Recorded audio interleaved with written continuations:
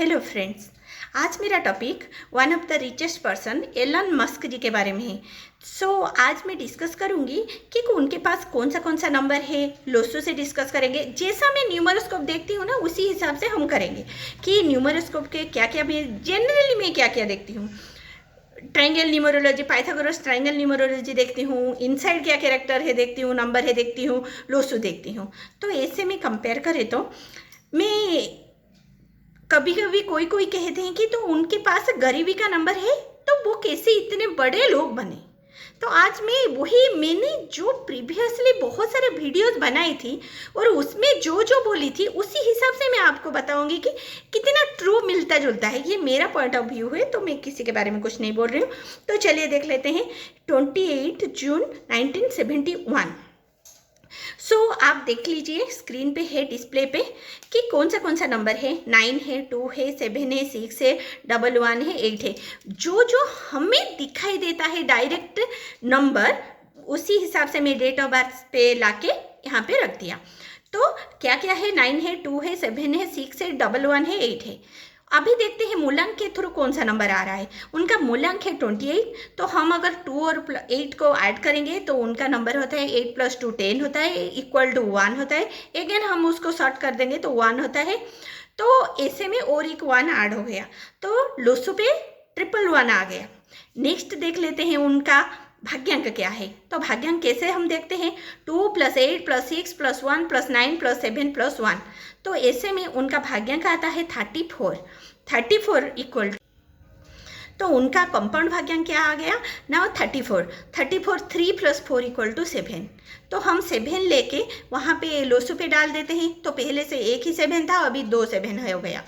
और ऐसे अगर नॉर्मल देखे तो उनके पास 3 नहीं है, 4 नहीं है, 5 नहीं है।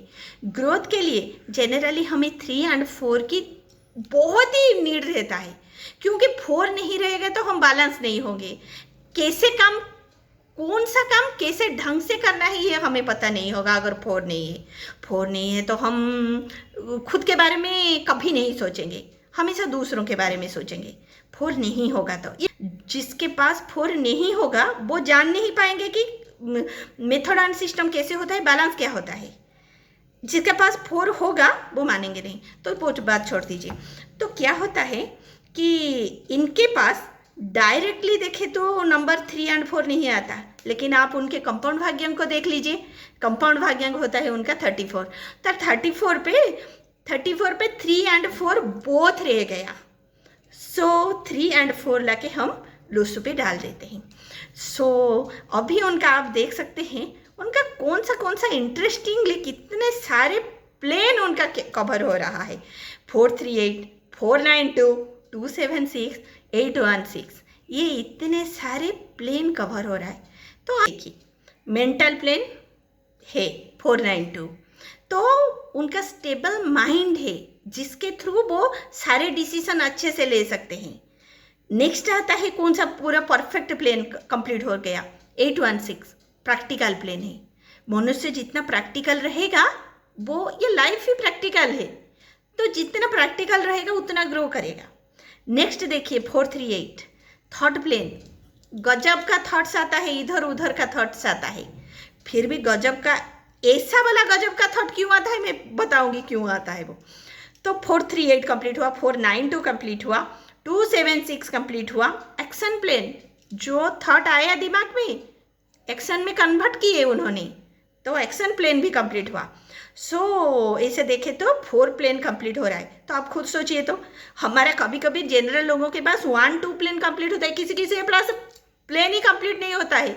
तो उनके इतने सारे प्लेन कंप्लीट हो रहे हैं। 4 = 7। मैं हमेशा कहती हूँ 7 कुछ डिफरेंट सोच को दिखाता है, तो उनके पास वही है ना, वो डिफरेंट तरीके से कैसे सोच उनका आता है। आप खुद सोचिए, हमारे नॉर्मल ह्यूमन बींग्स के पास आता है। किसके पास आता है? 7 के पास आता है।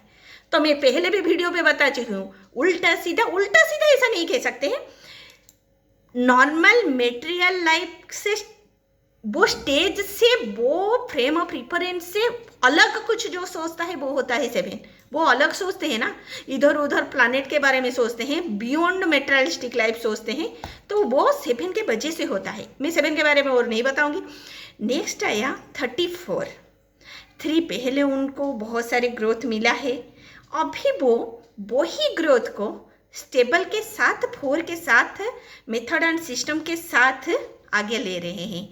यानी कि अगर मैं देखूं, उनके पहले लाइफ में 4 नहीं था, फर्स्ट पार्ट ऑफ लाइफ में।